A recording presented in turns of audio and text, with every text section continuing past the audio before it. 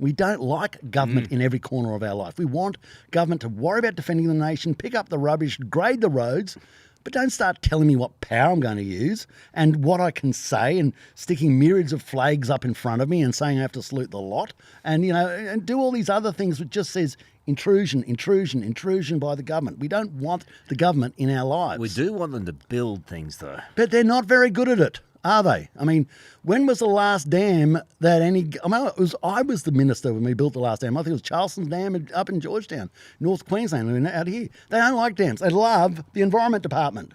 I mean, you got this BS where you go to build a dam and you get these massive costs and you find out most of it is environmental offsets. So that they do a study into Ningaloo Reef to allow them to build a dam at Tamworth, and we believe this shit. And, this is, and we just got to peel this garbage back.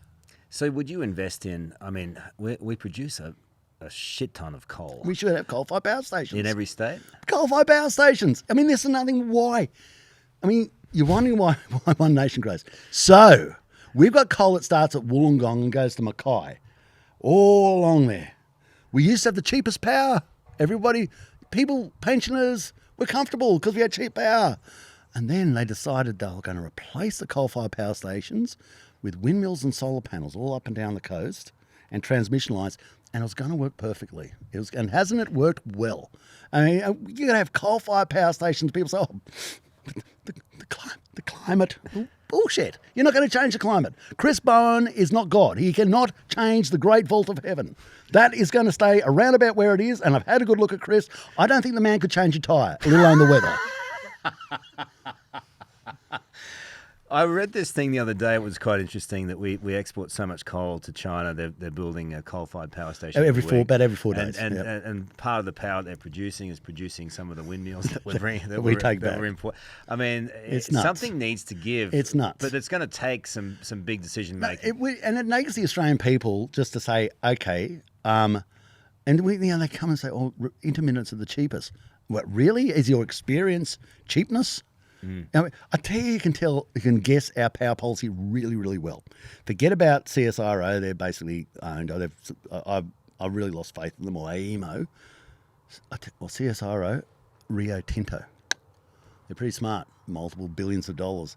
They've had a damn good look at our power policy, and they got this little thing called Tomago Smelter and a whole heap of other things, and they've decided they're leaving. They're going somewhere else because we are off our heads. And they're going, look, anyway, good old Aussies, don't tell them they're crazy, right? Don't tell them they're crazy. Crazy people hate you telling them they're crazy. Just leave. Just leave. And they're just going. So that's one thing. How many migrants should we be taking in every year? See, they do it the wrong way around, Karl. They should be saying, how many houses have you got free at the moment?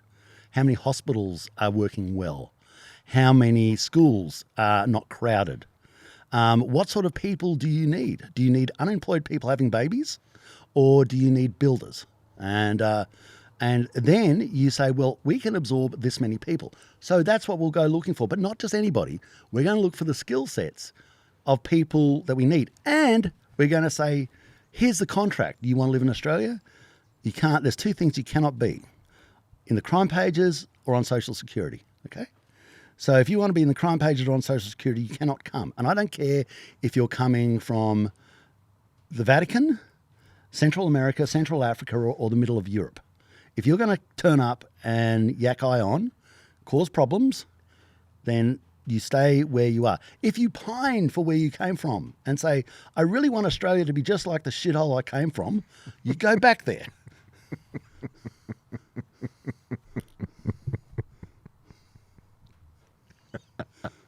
It was true. Well, I mean, it's a fair statement, but I want to know from you, you're in power tomorrow, say you're the PM. By the way, incidentally, who's PM, you or Pauline? Pauline, there you go. See, people are trying to divide us up by, No, but someone's got to take the job. Yeah. Look, Pauline could be PM. Could be PM, anybody. That's a great thing about Australia. You're not determined by a dot on your forehead or what your name was or whether you have a hyphenated double barrel name. In Australia, you just are who you are and you get ahead And you can be the Prime Minister if you want to be in Australia. I love that. Let's, for example, hypothetical, Barnaby Joyce is the Prime Minister. What do you do with immigration from day one? Straight away start doing a stock take on what Australia can absorb, because I think you'll find that we can't absorb what we've got. I mean, this is a nutcase. We're bringing in more than the population of Canberra a year. You say, have you built the houses in Canberra? Have you built the schools? Have you built a new dam? Have you built, where's your power plants? You can tinker around with the budget all you want, but it's not going to build homes. No, and see, a budget, what you got to do with a budget, this is another thing. See, if you've been in business, you realise this. Running a nation is like running a business. You got your balance sheet, your assets and your liabilities. And over here, you got your P&L, your profit, your profit, your revenues and your expenses.